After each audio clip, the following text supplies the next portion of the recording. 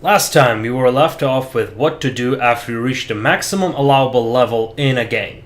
This time we will cover what you do after you have joined a clan and started participating in clan activities. Majority of the games reserve the end game content, the highest level content, to group activities because there you kind of create your own content, which is a pretty smart thing. So after you're joining, what you should do is talk to your direct superior about what you should do next to make sure you're all on the same page. It might be uncommon for a member to do this and ask about, but it is a great practice and shows that you take what you're doing seriously, and as such will be a good asset to the clan.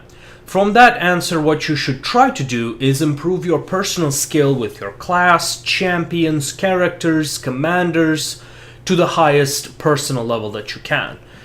This will be an ongoing process, but after you have reached a point where you can say, yeah, I cannot get any better by playing anymore, is where you start practicing in small groups with your clan and fix your mistakes together. Now that part is very, very important. Yes, it's an ongoing process and everything, but at some point you will realize playing solo you can only get so much better.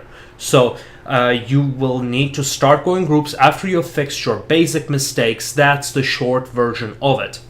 So that is the same process as improving solo. You play as a group, fix your mistakes, keep on building and building. You will continue and repeat this process throughout the time that you play the game. It's an endless cycle. Even the top players in the world keep practicing just to keep their skills sharp. This will inevitably result in an overall increase in your winnings. There will be plateaus and even times when you start performing worse and you will feel down. But that is good. I know, it sounds kind of counterintuitive, but stick with it. The fact that you feel bad or angry about your performance means you still have that key ingredient that got you so far and can get you anywhere in life. That ingredient is passion. It's a dangerous thing because unless you're aware and in control of your passion, it can easily turn you very toxic. I've seen countless very nice people turn to complete jerks when they cannot control their frustration, which results in underperforming in something that they care about. And as such, this frustration begets frustration. Remember, either you control your emotions or they will control you.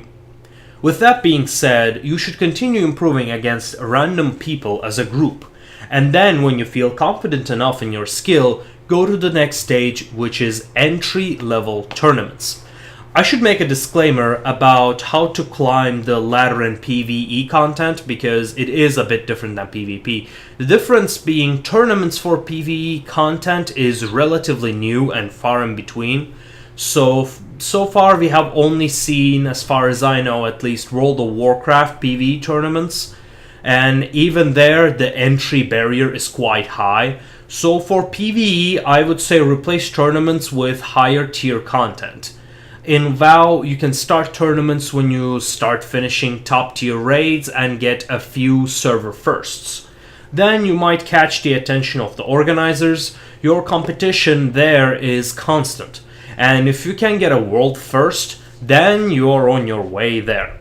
Now, going back to the PvP content. You join those tournaments and you will encounter different challenges such as rules, regulations, limits, and necessity to be there in time that might be inconvenient for you.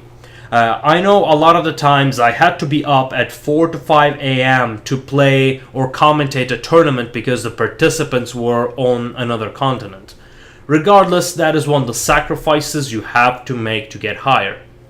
Now, I should also mention, this is where work-life balance comes into play. And this is something you will need to sit down and think about. Majority of the best players in any game I have met were not the same, were not, some live in the basement, no life people. Almost all of them are people with full-time jobs, kids, family, and even extra hobbies. Life is all about balance, and you cannot climb a ladder in one aspect and be completely awful in another aspect.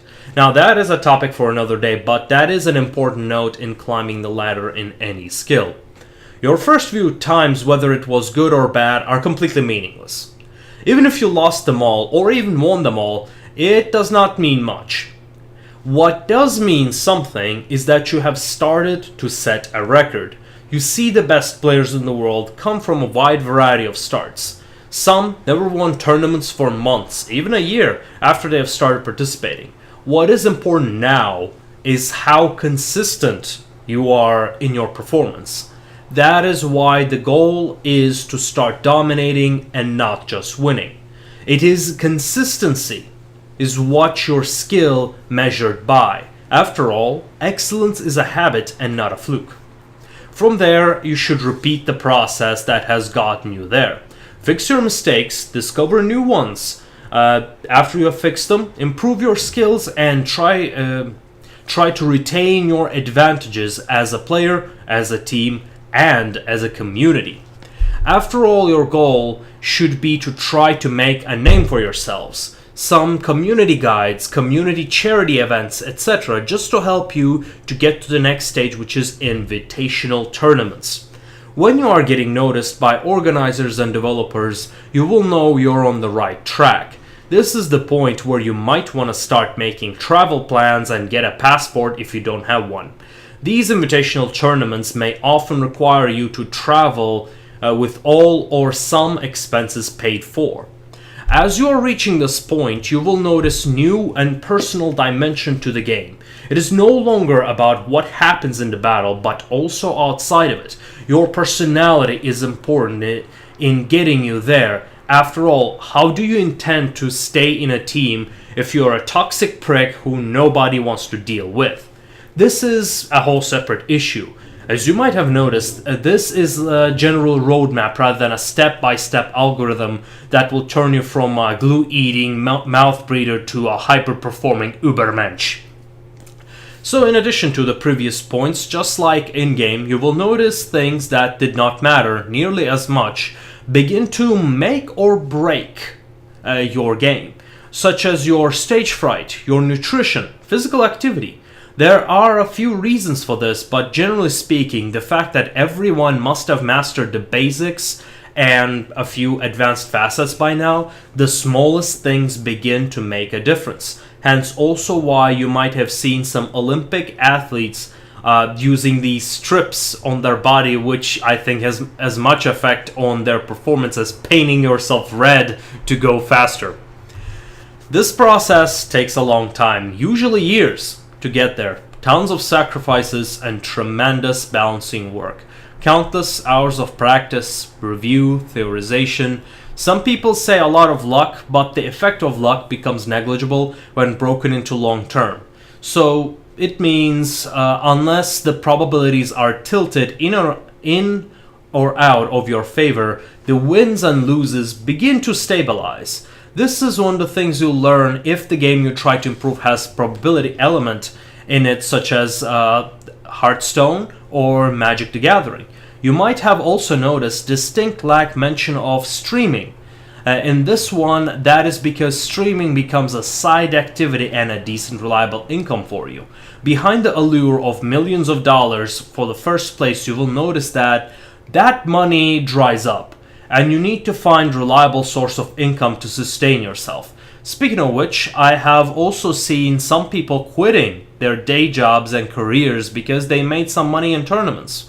It is a stupid mistake, but one that happens sadly often. Until you have turned your hobby into a stable income upon which you can sustain yourself and your family, do not quit your day job. You would think this is kind of obvious, but not so much for most people. And when people are passionate, mistakes can happen. So I hope you enjoyed this video, and if so, don't forget to like and subscribe. We usually make regular high-level competitive content, guides for the games that we are focusing on at the time. So if you're interested, click the bell button to get those regularly, and we will see you next time.